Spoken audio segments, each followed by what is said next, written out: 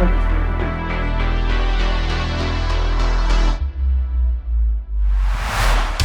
представление наших культурных программ.